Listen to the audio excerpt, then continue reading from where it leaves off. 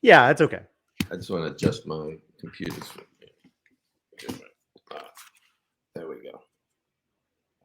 All right. Welcome to the runningrestaurants.com podcast, where we bring you the tips, tools, and techniques you need to know to make your restaurant more profitable and successful. I'm your host, Jamie Oikle, and today we've got a great episode where we're going to dive deep into the business with Bob Anderson, president of the Great Greek Mediterranean Grill. Bob, welcome. Thanks for joining me. Thanks for having me, Jamie. It's a pleasure to be here.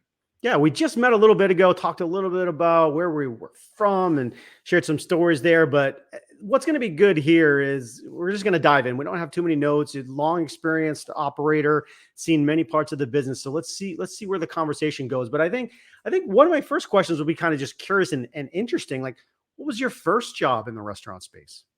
My first job in the restaurant business was a manager of development and sales for Boston Pizza Restaurants. Hmm. They're a Canadian company, I guess about $1 billion company today, and they were growing here in the States, and they were looking for some development people, and so that was my first foray. It was great. It was a great opportunity for me to join a great brand like that. So it was a great place to start. Good, good, good. Now, so you've seen growth and I think in various brands, and maybe with a lot of that will get covered. But let's go where you are right now, right? Great Greek, Mediterranean space. You talked about it being an exciting space. You guys are growing. I think maybe we'll go out to the website. I think I remember hearing 20 units with 20 more coming. Does that sound right? What do we got? Yeah, currently we have 21 units operating. Actually, if we talk in 2 weeks from now, 3 weeks from now, we'll have about three more Okay. open. We have, Wow. Okay. we have about 23, almost 25 on the docket for this year. So it's really a breakout year for the brand, and the year after that, in 2023, we're looking to open another 40, 50 restaurants. So we have great operators who really love the brand. Many of them are into their multiple second, third, fourth, and fifth units. And then we also obviously have new people coming into the chain who want to be part of this Mediterranean space. Well, what you just laid out, that's explosive growth. That is really you're talking about. I mean, gosh, a couple a month, 3, 4 units a month. That's crazy. Does it make your head spin? And what's it like? How are you picking locations? How do you guys think about growing that fast? Yeah, we've been preparing for this for 2 years. It all starts with assembling a very capable team of experienced people who can open that many restaurants. So we've assembled a team and put it together. And fortunately, we're part of a bigger company, Jamie, UFG, as I was sharing with you before. Our company's been in business 35 years. We have 11 brands, 4 category leaders in the world. And we think Great Greek can be that next one. But my point is, we have the resources to really put a team in place that's necessary to have that kind of growth. It's, to your point, it's easy to say you're going to open that many restaurants, but actually have them on the books, leases signed, in development, and open them is quite a different perspective. And that's where we are now. So it is a really exciting time, and we keep adding on to the team. In fact, we'll add 2 people this week, to Hmm. start preparing for that growth. And those would be person number 4 and 5 just this year alone added to our team. Well, let's. I'm curious because everyone's gone through it. How did you guys, or how are you treating the pandemic? Because you're obviously growing through that. It had to be challenging, but quick service tended to be fare a little bit better for sure. How did you guys deal with it? It was a really an interesting experience for us, and we were very, very fortunate how it ended up. And we, as we saw so many of our peers struggle. Hmm. um, the brand, the really the format of the brand is really small footprint. We were doing about 50% dine in, 50% off premise, and that just shifted. Like everyone else, Jamie, that first week, 2 weeks was a gut punch, Oh and yeah. then really the first 4 weeks, no one was really sure where this whole thing was going. And then it seemed like people started sticking their heads up and wanted to get out of their houses and started going to restaurants, and they were hitting the drive-throughs, and then they were looking for alternatives to the fast food drive-throughs, and they wanted to serve better meals to their family. Since that point, I would say about 4 weeks, in mid-April of 2020, our sales just started accelerating, and they haven't stopped. And we had we beat same store sales year over year, even in the COVID year by about 20%. Okay. Wow. Yeah. Yeah. It's very interesting the different trajectories that some folks, a lot of folks had to close, and that it kind of brings you to a question of franchise versus independent. You franchise, you have the systems in place, maybe can withstand a punch in the face a little bit better than a mom and pop. How do you think about that aspect of, obviously someone could start a Jamie's Greek Mediterranean grill versus joining the franchise. How do you guys talk about the difference there? Well, it was a huge difference, right? I mean, basically, we had calls with our franchise operators every day, at the beginning, and then it went to weekly, and there was a lot of communication, and our team was able to pivot. We pivoted with our vendors. We made sure there wasn't a breakdown in the supply chain, so we could have the food. We pivoted with information about safety and health and Mhm. CDC guidelines and all those things. And we were operating in many different states, in Florida, Texas, we're in Michigan. Our other brand was in California. So we were able to really bring some great resources and expertise to our franchisees to allow them focus on running the business. And that would be the difference, and a huge difference that, we did all that grind and grunt work, and they focused on getting the restaurants ready to operate and whatever the rules and laws were, in their state. And like I said, we shifted from dine-in to completely off-premise like everyone else, and our business was always already going that way. Many of our initiatives were to explore the off-premise component, Mhm. of our format. So in many regards, it accelerated that for us. But we gave it was really we're a great resource to stand right next to our franchisees and their operators and our corporate locations, and really help nurture them through this really incredibly difficult period. Yeah, I'm curious to dig a little bit further there. Let's stepping away from pandemic in general, but like the education process of your owners. Maybe it's through conference calls, maybe it's through a franchise summit once a year or something like that, getting everyone together in the same room. How do you educate folks that are spread all over? Yeah, and we do all that, right? I mean, it's a host of things. We start with communication right into the local level. I mean, we have executives, regional vice presidents in many of Mhm. the regions, to our field staff who work with our restaurants locally. And as we step up, our divisions will do group emails out on things going out, whether it's supply chain, increase in price, suggestions, or hiring employees obviously is the big thing Oh yeah. right now. So we're constantly doing that. The UFG company, we do a World Expo. In fact, we just did one last year celebrating 35 years. We had the whole downtown West Palm Beach Convention Center. All the brands are in it, and the company does that Oh every good. years. We're planning our conference in Las Vegas in September of this year. So each brand does, a conference. So we're bringing education and valuable content to our franchisees in many different ways, on a regular basis, and we still try to improve that and get it better, and Yeah. all those things. And we do video calls, and we'll do a quarterly video call on a certain subject as well. Good, good. Yeah. All right. So you guys are plugging them in. You talked about hiring. That was one of the things you talked about, labor shortage. And I happen to have a great interview earlier today when we talked about that aspect, and a lot of good tips came out of that. And I'm sure you guys have found solutions, ideas, ways to find people when in this tight market. What are some of the things that have worked for you guys, for your teams, for your locations? Find people, get them in place, make sure you're staffed. What's been working? Yeah, I think there's really two most significant areas that we really try to focus on, that work. One, I would say, is a little bit new to all of us. One is true and tried, core of being a great employer, and Mhm. knowing how to recruit and hire people. The first is, we used to, when we launched a restaurant and we launched in a market or a trade area, it was all about just introducing the brand to the consumer. So we've accelerated that, or I should say, moved it back, and we actually do a marketing launch geared at hiring employees, and just getting the message out about the brand, the differences of the brand, what a great place it is to work.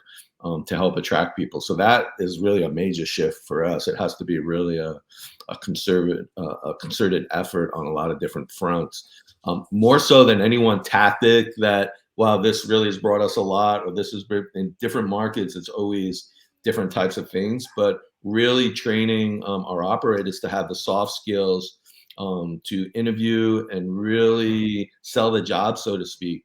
Being an employer of choice, showing those candidates a path beyond the position that they're interviewing for. If it's a frontline person who wants to get into management, show them that path. If it's a manager who wants to get into, corporate or regional management, or those, show them that path. And that's one of the things that we found to be very successful, is showing people that path of growth, and how we're going to nurture them, and how they're going to come out once they get in with us, and be have growth as an individual, an employee, and in that environment. That to me has really been the most significant, because every restaurant is out there looking for good people. And then I would say the bonus for us, our restaurants, if you've been, it's really a nice place to work. We have a great customer base, and so it's a comfortable place for people to work and manage. So those three things are the areas that we're really focused on tactically. While we probably have 11, 12 different tactics in some markets, this tactic works, and this market that doesn't work, and so that's always a moving target for us. Yeah, it's good. I wrote down a lot of stuff there, and it's been hard to find people. And I like the phrase employer of choice. Having a culture, having the training, and having people want to work there, right? Because there's the demand. You're in what's the word I'm looking for? It's not a buyer's market, right? It's the sellers. They have their choice, right? They can Yeah. they can really go anywhere at any time, and so you need to make it a desirable place to work through any combination of things you mentioned: growth opportunities, pay opportunities, other incentives, and so forth. It's more of a challenge than it ever has been, of course. So it really has to be part of the strategy to integrate all those things. You can't say let's pay the least and have the least amount of attention for our folks, and that's not going to work, obviously, right? Yeah, what operators need to realize is that most individuals are not making the decision on the pay, because the pay is there for everyone, Hmm. Hmm. right? If everyone's right, so it's really is when we sit down in front of someone, you want that individual to say, "I want to work for this person." That's right. Right? This is a person I'd like to wake up every day, go to work, and work with. And that is, that it's always been difficult in this industry to find good people, even before pandemic. And the operators who do the best job of it are the ones who are really sensitive to creating a nice environment, respecting their employees, paying them fair, maybe giving them time off, vacation, flexible schedule. That's all part of being a great employer. And to me, that's the game. Is that person sitting in front of me, are they going to say, "I want to work for you"? And that's some soft skill development that whoever that hiring person is, they need to develop that.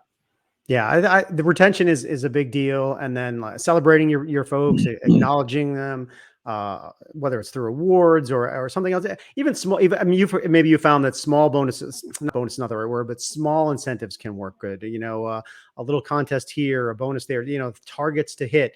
You use anything like that in the Yeah, restaurants? absolutely. And we use all those things. And I think you're right. I had a manager come to me one day and say, "Oh, this person's just, they're lazy." And I said, "They're lazy?" I said, "Let me go talk to them." So I went over and talked to that person, and I said, "So what's your role here? What do you do?"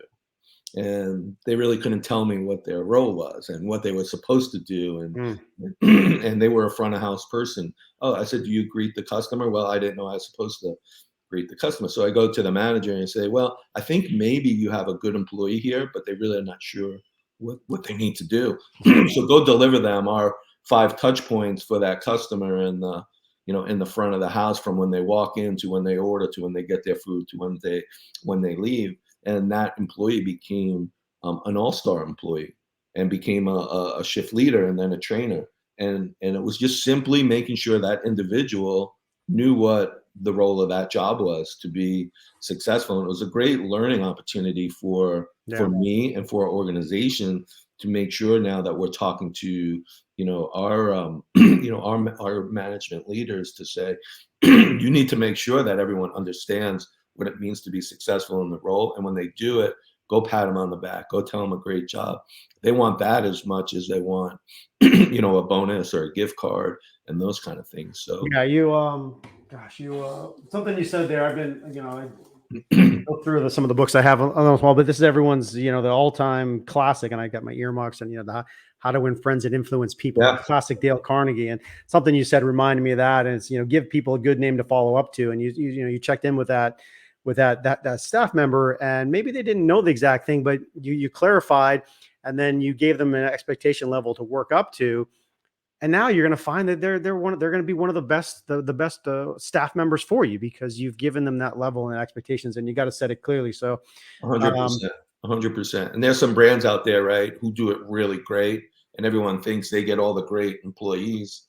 Well, they don't get all the great employees. They hire really great personalities, and they show them what the role is and what success looks like, and then they support it, and they acknowledge it, and those types of things are what repeats that behavior. And so those are the things that we focus on, with our management team, our franchise operators. Many of them have been in hiring positions before, but it's also quite different hiring an executive than it is a frontline person or someone who works in the kitchen for a restaurant.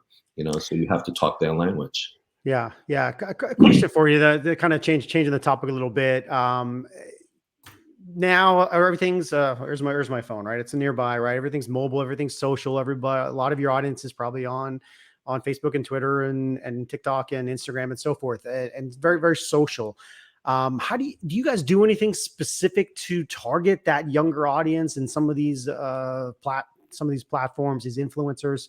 Anything you guys think about? Yeah, I mean, we're always seeking to who that audience is. Being a newer chain, there's a lot of trying to understand, what those best places are. So we're exploring, I would say, a lot of different areas, whether it's paid, online advertising. We're doing some things with geofencing. We have different technology partners that we're testing different ideas in terms of loyalty and reward.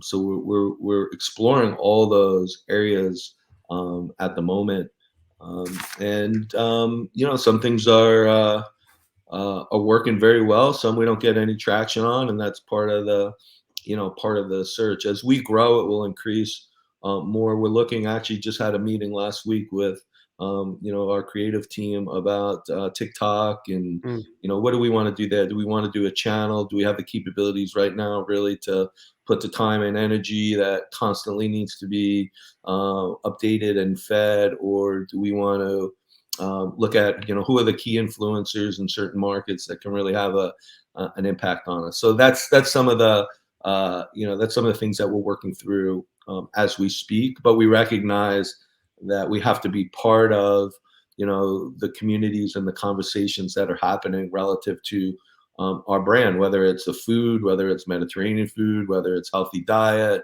whether it's more inspirational about enjoying life. Our tagline that really captures the essence of our brand, Jamie, is live your life deliciously. Right? And that can mean a lot of different things, right? It could be about the food. It could be about living and enjoying every moment. So we try, there's a very inspirational piece, part of, the Mediterranean hospitality and lifestyle, so to speak. So, so we have a lot of different opportunities there, and it's just trying to figure out and find out, hey, where's the best place, or is it, giving a little bit to all those places? We have an episode. I'll probably try to, everything's where we record this and so forth. But anyway, I have an episode coming out on with Rev Ciancio from Branded Strategic Hospitality, where we talked about TikTok. So when that comes out, or I'll make sure I send you the link. But anyway, folks, look for that, because he's got a book about TikTok for restaurants with tips and stuff. He points at a couple of examples, and it's not something that it's one of the newest platforms. and restaurants are starting to use it. So yeah, you need to know, hey, should I be there? Should I spend time? Should I invest? And anyway, that'll be a great resource for you for folks to check out Yeah, I'd love to see. for that, because he's got some really good tips there. Let's go to you in your last talk there. You mentioned loyalty and rewards.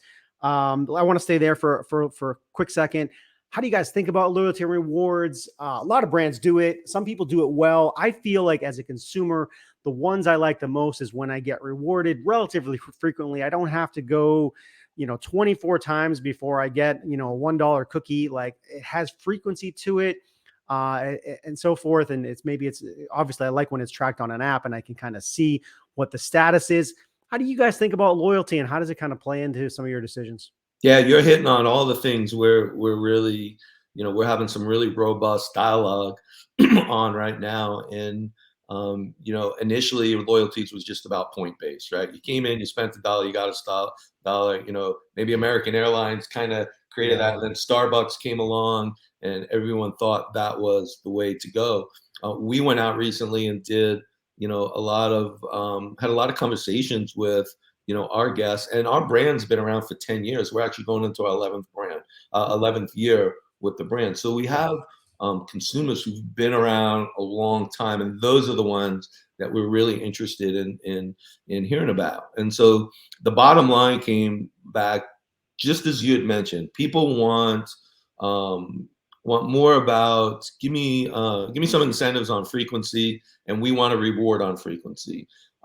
And it seems for us, there's going to be more of a shift away from points-based rewards that people accumulate to more, hey, I'm rewarding you at this moment. It's instantaneous. You're going to come back. It's a great offer. And so we're looking at that as really the place for us to go in the future. I think the points and the loyalty for companies like Starbucks, where people might go get a cup of coffee every day, that might be a great fit for that. For us, our consumers telling us, they want to get more contact on incentives based on their visits. So it's shifting more to a visit-based reward. Our customer in general comes to our restaurant very frequently, more so than any other brand. Okay. When I was in the burger space and pizza space, people put themselves on a schedule, right? That schedule, I could do that once a week, once a month, once a quarter. In the Mediterranean space, there's no schedule. We have people come in for lunch and then have a salad, and then they come for dinner and have a chicken souvlaki plate. And so we have a much higher incidence of repeat visits, which makes this space, to me, very special. Healthy eaters snack during the day. We have great snack food, so we don't have the deep dive down. The 2 to 4, dead hours are not dead hours for our brand. So it makes really for a nice situation for our operator, but our consumers are just coming back so often, which is really great for the brand. Yeah, it is a total different philosophy. With the healthy eating, folks can repeat, and let's go out for a second. Maybe there's something. I'm going to pull up the website for you guys, and we'll just take a look at it for 2 minutes or so. If I can figure out buttons to push, let's go. Let's see. Does this look right? Look familiar? Oh, you're making me hungry already. Yeah. So what's the brand vibe you guys are going for? What's the feeling? Obviously, this looks great here, but when you think about that first impression when folks land on the website or they pull up the phone, what are you guys trying to convey? Yeah, as I mentioned earlier, our tagline is "Live your life deliciously." So everything we do, we want to do in the moment, and we want to do it really, really well. Our feeling is people eat their food a couple of times. They first do it with their eyes, and then they do it with their mouths, and then they take some home with them. And so for our brand, as you can see, our food is absolutely beautiful, and it starts with the food. When it shows up at their table, it's cooked to order. It's made fresh daily, every day in our restaurant. The ingredients are of the highest quality. So, we get a very, very great experience with the food. What we really want to happen, when you ask me about the vibe, I grew up in an Italian family, and on Sunday afternoon we called it dinner. It was about 2 or 3 o'clock. The whole family got together, and we all got around a table, and there was a lot of energy, a lot of conversation. And my mother and my aunts and my grandmother spent most of the day preparing that food. The food was absolutely delicious. It was plentiful. That is the feeling that we want people to have when they come into that restaurant, just like most people, most cultures have on that Sunday afternoon where the family gets together. It's a lot of fun, very welcoming, a lot of love, but also great food. So that's the vibe we're after in the restaurant. Our teams are really welcoming to the guest. Like I said, our food comes out on a real plate. You get a real fork. You don't even clean up your dish after you finished. You leave, and our team cleans it up. So it's the closest thing I would say to a full service experience without being a full service restaurant. And that's where we think there's a huge opportunity for the brand to jump out and capture and be the world leader in really the fine, fast, casual segment of Mediterranean food. Yeah, I absolutely appreciate you going through that, and I was just scrolling through the website and stuff. Great photography, by the way. Of course, this looks it does look very, very, very appealing. And so let's talk about that for a second. The growth part, you already rolled through it. So you guys you're obviously you're franchising and looking for folks and looking for partners. And let's click a map here. So yeah, there's already folks all over the place. How do you think about expansion? Yeah, I mean, for us, it's worldwide. And I think I mentioned to you earlier when we were talking, we see and believe that we're going to be the brand that really jumps in and leads the world in the fine, fast, casual Mediterranean space. We have, as I mentioned, 21 restaurants open here in the States. We'll open another, 22 to 25 this year, double that the following year. We also have agreements already internationally. In Canada, we're working on finalizing some deals in Europe and in Australia. So we have an interest on the brand around the globe, but we also have a team in place that we can support that because we're part of a much bigger company, right? We have a fully dedicated team in Australia. We have a dedicated team in Europe. So it allows us really to jump out and take that opportunity right in front of us. And it starts with assembling a great team, which we have, and now bringing in some great franchise partners, which we are accumulating. I clicked on franchise, and that took us to a different website. But you guys do a good job with taglines, right? A delicious franchise investment. So appreciate that. So all right, so folks that want to know more about either the franchise opportunity or just kind of looking for a lunch. I'll jump out of screen share. But where do you send them? What's the best place to go? Just the website? Yeah, best place to go is to our website, thegreatgreekgrill.com, and they'll be able to get any information they want there, from menu to location. As you saw, there's a franchise link. If someone was interested in learning more about the franchise, to go click that link, they'll get a little bit more information, and then a button to ask for additional information, and our team will contact them and follow up. But there's a lot of information on the website. Okay, awesome. Well, we covered a lot. Any closing thoughts that we didn't hit that you want to hit, or any parting thoughts for operators that are out there, whether they're franchise, independent, just in the business? What do you think? Yeah, I mean, my parting thought is, as we share with our team, turn the TV off. Okay, I know on TV it sounds like the world is crashing. It's not what we're seeing, in the marketplace. Go really pay attention to your guests, give them a great experience. Whether you're in the Mediterranean space, pizza, burger, whatever space, you'll have a much better chance at thriving in this business by really focusing on your team and your guests. And that's what we're focused on. And so turn the TV off. Unless you're watching the Dallas Mavericks and rooting for them. Yeah, it's fun. It's funny. Yeah, it's funny. I was reading something else. Like turn the TV off in general, right? And just work on yourself, work on your business. Don't get stuck on reruns. You can watch playoff action, right? Watch some playoffs, get into that, have some fun. But really enjoy what's going on out there. So appreciate you, Bob. This has been great, fascinating to talk about what's going on behind the biz, folks. That was Bob Anderson, president of the Great Greek Mediterranean Grill. Make sure to check them out at thegreatgreekgrill.com. Did I get that right? Thegreatgreekgrill.com. A lot of G's there. A lot of G's. thegreatgreekgrill.com, for more great restaurant marketing, operations, service, people, and tech tips. Stay tuned to us here at runningrestaurants.com. Thanks so much. We'll see you next time. Thanks, Bob. Thanks, Jamie.